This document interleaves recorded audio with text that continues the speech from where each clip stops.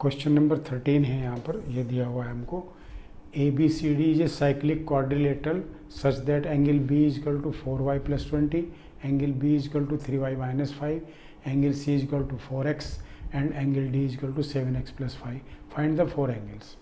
चारों एंगल हमको मालूम करने हैं साइक्लिक क्वाड्रिलेटरल के।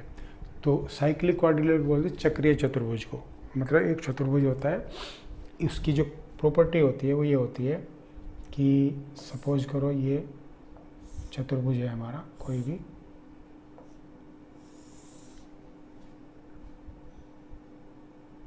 तो इसका और इस A, B और C है हमारा और D, तो इसके जो आमने सामने के जो एंगल होते हैं उन दोनों का जो जोड़ है वो हमारा 180 डिग्री होता है। ये साइक्लिक क्वाड्रिलेटरल होता है, चक्रीय चतुर्भुज, इसका ये प्रॉपर्टी होती है। तो इसका मतलब एंगल A, एंगल नहीं लिख रहा हूँ मैं यहाँ पे, A + C is equal to 180 degree और B + D is equal to 180 degree, ये इसकी प्रॉपर्टी होती है। इसमें लिख सकते हैं बाय प्रॉपर्टी ऑफ साइक्लिक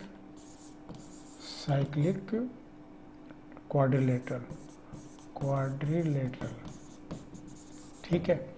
अब इसमें जो A दिया हुआ है, अब यहाँ पे इसकी वैल्यू पुट कर देते हैं हम।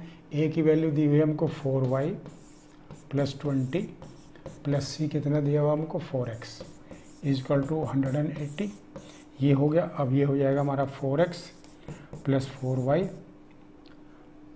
+ 20, या इसको इधर ले जाते हैं,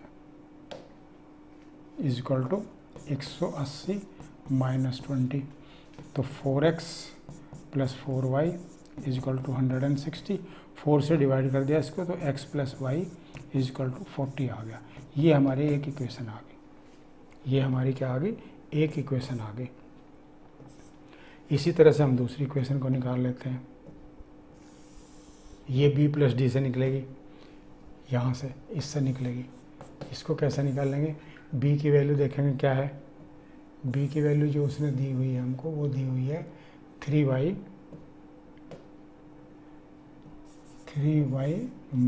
5 प्लस D है, D हमारा कितना है, D दिया हुआ है 7x + 5, ये कितना है, ये भी 180 डिग्री के बराबर है हमारा। तो इसको अगर हम करते हैं तो 7x + 3y, ये माइनस प्लस कट गया, इज इक्वल टू 180, ये हो गया हमारा, ये दूसरी इक्वेशन आ गई हमारी, ठीक है। अब पहली और दूसरी इक्वेशन में जो y है, इधर y सिंगल है, यहाँ पे 3 मल्टीप्लिकेशन है उसका, तो इसको हम क्या करते हैं 3 से मल्टीप्लाई करके इसके नीचे लिख लेते हैं। तो ये हो जाएगा 3x + 3y is equal to 120। अब इसको माइनस करेंगे, इसमें से माइनस माइनस माइनस, y तो कट जाएगा, यहाँ आ जाएगा 4x इज इक्वल टू 60, तो x इज इक्वल टू 40 आ गया हमारा, x की वैल्यू 40 आ गई। अब ये सारे एंगल कैलकुलेट करने के लिए हमको y भी चाहिए, तो y का इसकी वैल्यू हम यहाँ पे निकाल लेते हैं। तो x की वैल्यू 40 रखी है हमने, plus y is equal to x,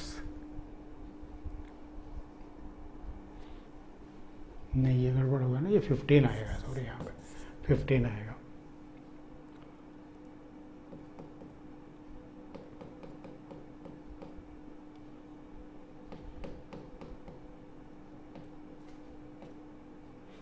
यहाँ पर ये x इज इक्वल टू 15 आ गया, ठीक है।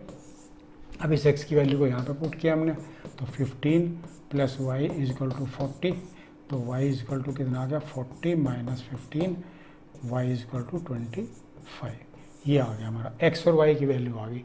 अब हमको एंगल A की वैल्यू निकालनी है, तो जो हमको यहाँ पे इसकी कंडीशंस दी हुई है उसमें हम इसको पुट कर देते हैं। तो ये है हमारा, जैसे ये है A कितने के बराबर हो जाएगा, A इज इक्वल टू हो जाएगा 4y, और y कितना आया हमारा, y आया है हमारा 25, ठीक है। तो ये हो जाएगा हमारा 25 × 4 + 20 इज इक्वल टू कितना हो जाएगा 120, तो A जो है हमारा 120 आ गया। इसी तरह से हम ये निकाल लेंगे B बी जो दिया हुआ है वो हमको क्या दिया हुआ है, बी दिया हुआ है हमको 3y, तो 3 इंटू 25 माइनस 5, तो ये हो जाएगा 75 माइनस 5 इजकल टू 70। तो बी की वैल्यू क्या आ गई, 70 आ गई हमारी। इसी तरह सी की वैल्यू क्या दी है हमको, 4x के बराबर दी है, तो सी किसके आ जाएगा 4 इंटू 15 इजकल टू 60, क्योंकि ए जो है वो हमारा, एक्स जो है हमारा क्या है 15 है, तो सी हमारा ये आ गया। और डी जो उसने दिया हुआ है हमको, डी भी देख लेते हैं। डी जो दिया हुआ है, सॉरी, डी जो दिया हुआ है वो हमको दिया हुआ है उसने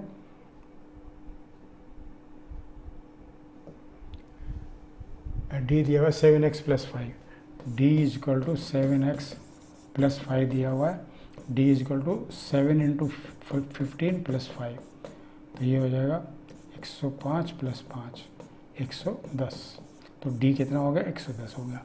डी हमारा जो है यहाँ पर 110 आ गया, ये वाला डी हमारा 110 आ गया। तो इस तरह से ये सारे एंगल निकल जाएंगे। इसमें ए और एक्स और वाई की वैल्यू निकालेंगे और फिर उसके हिसाब से ये जितने भी हमारे ए एंगल है, बी है, सी है, डी है, वो सारे कैलकुलेट होंगे।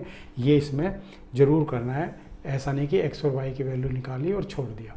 तो इस तरह से सारे एंगल ये कैलकुलेट, क्योंकि एंगल पूछा है इसने, फाइंड 4 एंगल्स, ये दिया हुआ ना यहाँ पर, फाइंड 4 एंगल्स, चारों एंगल मालूम करने हैं। तो इस तरह से ये क्वेश्चन हमारा सोल्व हो गया। नेक्स्ट वाला क्वेश्चन देखते हैं।